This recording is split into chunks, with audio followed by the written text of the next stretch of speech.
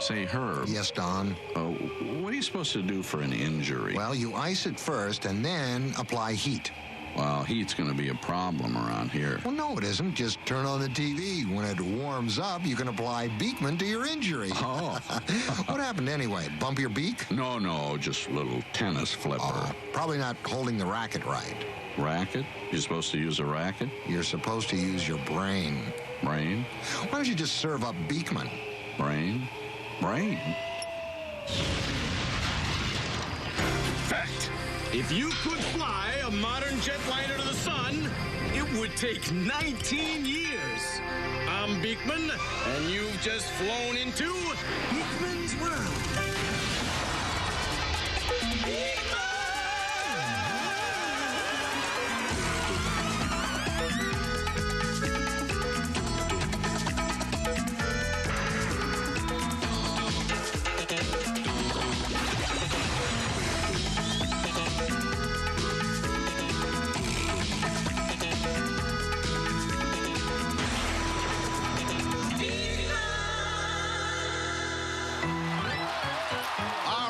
Baby, put it right in here. Ah, that's beautiful, beautiful. One more like that. Hey, that's the old cucumber. And one more, baby. All right, all right. Buddy, what are you doing?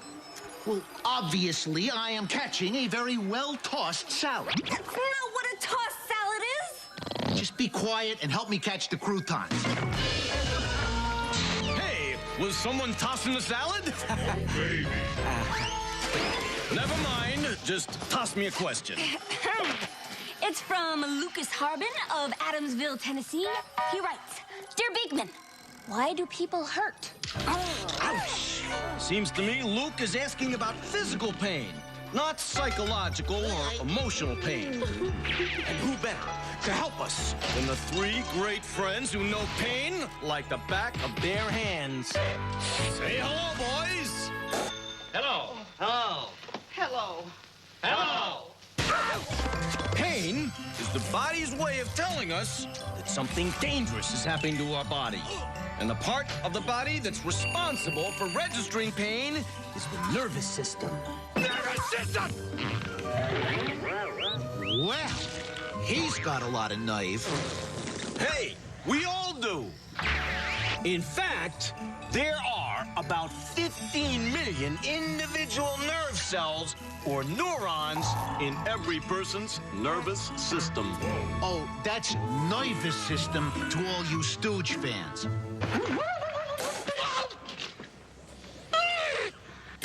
Neurons use chemicals to produce electric charges. Which transmit messages to your brain.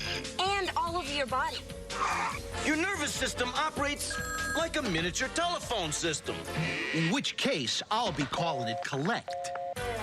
Anyway, your nervous system has two lines of communication. First, messages are sent from your body to your brain. Hi, Beakman. These nerve messages tell your brain what's happening in your body. They tell you what your eyes see, what your ears hear, and what it feels like when you get conked on the cabeza. Hey, Liza, hit this. With pleasure. Ow! Looks so easy when they do it. Secondly, your brain sends its own messages to your body that tell it what to do. Right now, Lester's brain is telling his hand to rub his head. A nerve message can travel up to 200 miles an hour. What Lester doesn't know is that there's always a slight delay between when a message is sent and when it's received. Whoa, the tail! Which Lester is demonstrating right now. Your body has many specialized kinds of nerves, but pain nerves are thinner than the others. And transmit their messages more slowly. Whoa, this time I really got my tail caught in a ringer. Whoa! Lester's brain, and I use the term loosely, didn't know until a little while after it happened. Lester's a little slower than most. But even so, it can take up to 2 seconds for a pain message to reach your brain if you're very tall. Were the Stooges tall? Hey, nobody, but nobody stands taller than the Stooges. Let's look in at a typically tender moment. The Larry, Curly, and Mogoscope plea.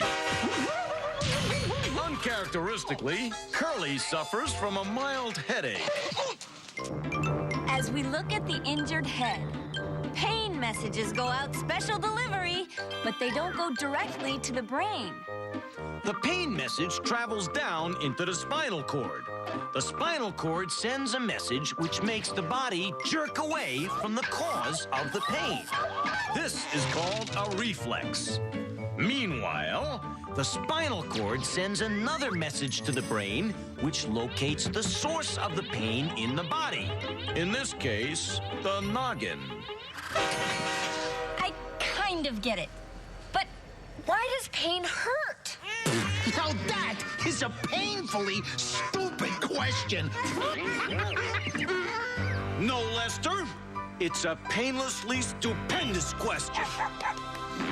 See, Liza, pain is an alarm system. You experience pain when there's danger to your body. And pain hurts because that's the body's way of getting your attention.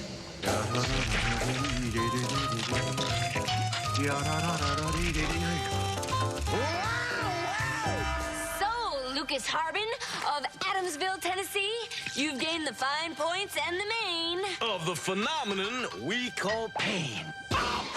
Coming up next, a turkey and a straw. It stars Lester in the role he was born to play. Sucker! Beakman's World must now take a beaker break.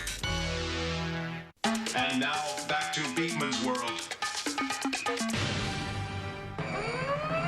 Come hither. It's time to hip check your hypothalamus. Here he is, the foreman of facts, the superintendent of studies, the Albert Einstein of the Your Friend and Meinstein, the one, the only, the Beakman. You pack 'em, I'll smack 'em. Let's line dance. Well, on second thought, let's not.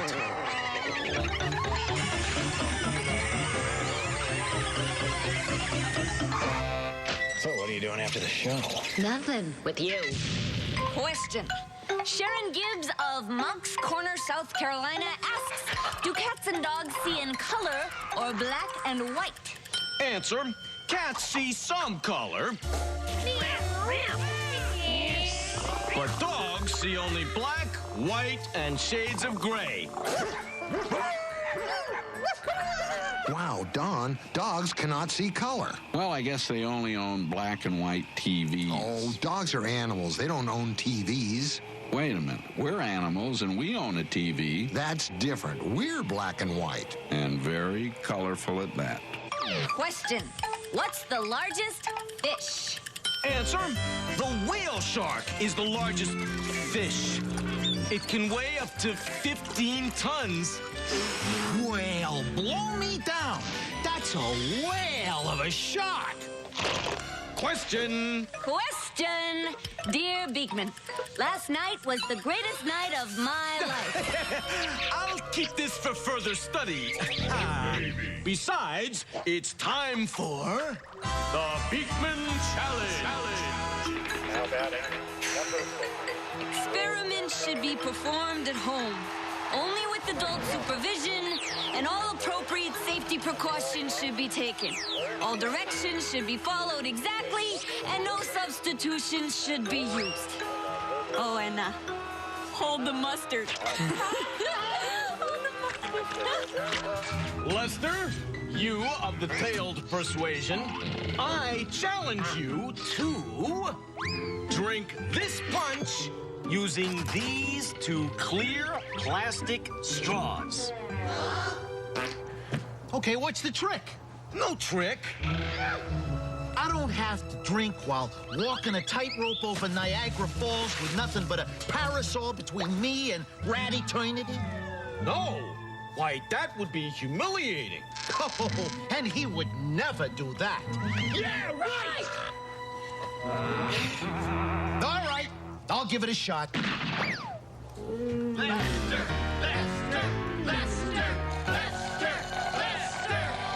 Hey, congratulations, Lester! You did it! You met the Beakman Challenge! Well, it was touch and go there, but you know, I credit sucking up all those thick shakes with building up my powerful pucker. I'm on a roll. Got any more challenges for me, Beakman? As a matter of fact, I do. I want you to use the 2 straws to drink the punch, but this time, one of the straws will be outside the glass. Oh, Beak. A pitiful attempt to regain the coveted challenge crown. You don't have to do it if you think it's too easy. You're dangling the challenge hook, and now he's trying to get me to take the bait. Well, it worked. This is nothing compared to the sucking up I do to our producers.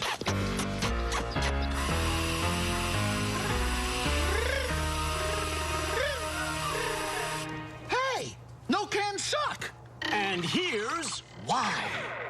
When we drink through a straw, we expand the inside of our mouth and throat to lower the air pressure in our mouth. Air pressure again? That lowers the air pressure in the straw. The air pressure pushing down on the drink is greater than the pressure inside the straw, so it pushes the red, sugary liquid up into our mouths. But when we add a second straw outside the glass, as fast as you lower the air pressure in your mouth, the air outside rushes in through the second straw and raises it again. The air pressure inside your mouth is the same as the air pressure outside your mouth, and the punch stays put. So, Lester, what did all that prove? That a sucker's born every minute?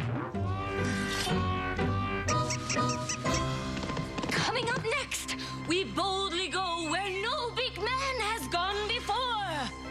We'll be exploring comets, so come it right back. Beakman's World will be back in a flash. And now, back to Beakman's World. Hey, Beak, what are you doing? Spring cleaning. I hope it's not catching. I'm feeling a little springy myself. Bail coil. Spring one on me, Liza. It's from Jonathan Crow of Bastrop, Louisiana. Jonathan writes, Dear Beakman, I want to know about comets. They're great balls of fire that shoot across the sky. Next. Lester, comets are not great balls of fire. Huh? If comets aren't great balls of fire, goodness gracious, what are they? Well, I can't tell you that. Aha! We finally found something that Mr. Smarty here doesn't know about. Now Mr. look. Science expert, Mr. Know-it-all, Mr. Send in your questions and I'll answer them, Mr. Lester, I could tell you all about comets, but it would mean so much more coming from our own very special guest. Yes, she's been dead for more than 100 years. She was a pioneering astronomer and educator. And when she was only 29 years old, she discovered a comet. She was elected to the Hall of Fame. Ooh, she must have had some glove. Not the Baseball Hall of Fame, Schmendrick. The Hall of Fame for Great Americans. So now, here, in her first appearance since her death, is that stargazer's stargazer. That astronomer's astronomer. Please put your hands together for Ms. Maria Mitchell.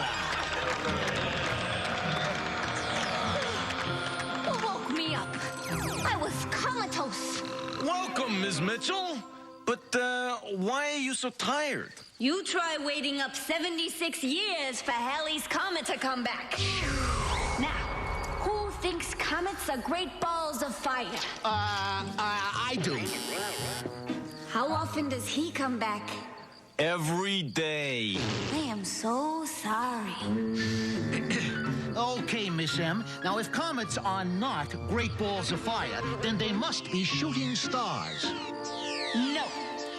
Shooting stars are meteoroids, pieces of rock floating through space that burn up as they fall through the Earth's atmosphere. Okay, well then what are comets already? I thought he'd never ask. They're dirty snowballs.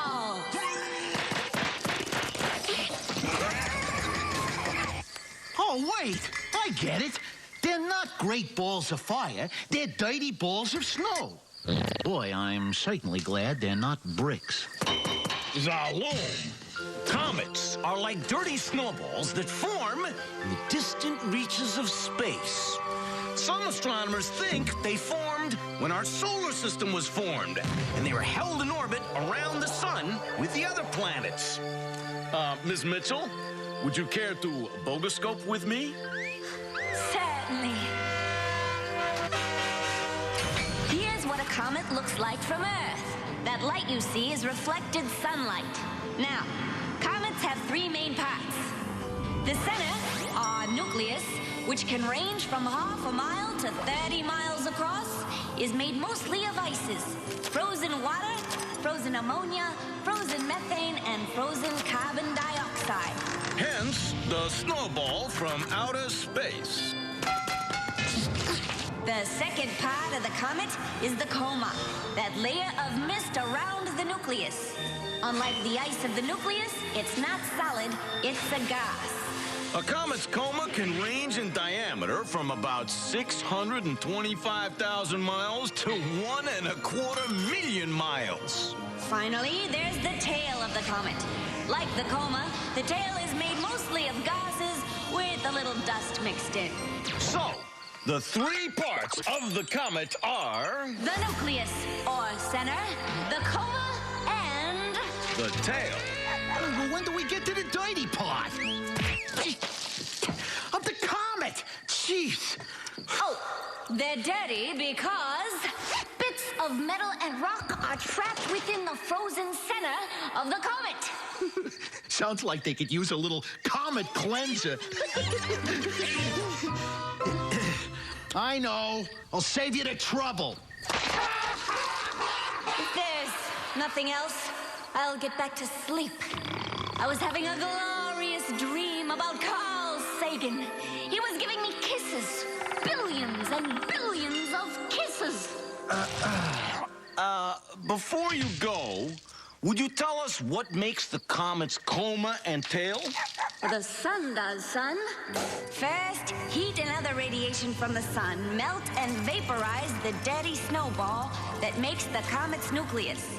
The sun also sends out a stream of super-fast particles called the solar wind, which pushes gas molecules and dust from the coma to form the comet's tail.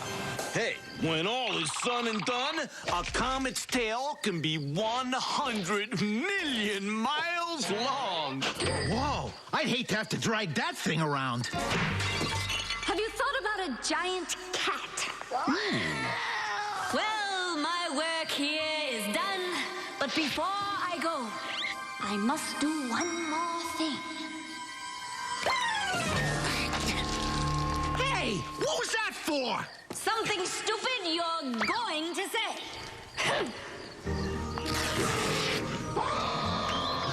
Wow. There goes one great dead scientist. So, Jonathan Crow of Bastrop, Louisiana. Comets are not big balls of fire. They're really cool. And so is your letter. Cool, John.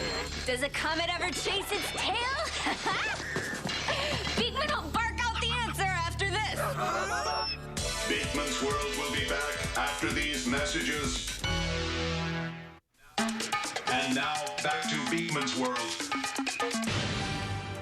Comets do chase their tails. some of the time. Since a comet's tail comes from the solar wind, the tail always points away from the sun, no matter which way the comet moves. Now, that looks normal when a comet is moving toward the sun, but it looks backwards when a comet is moving away from the sun. And my tail is always pointing away from food because I am always moving toward it. That doesn't mean you're not backwards. And we'll be backwards next time. With more answers to your questions. On Beakman's World. You know, Herb, Mark Twain. Oh, the famous writer? Yes, was born when Halley's Comet appeared. Yeah? And Mark Twain died when it appeared again. What are you saying, Don? That he got it comet and going? Ow! I know, turn off the TV. Who did that?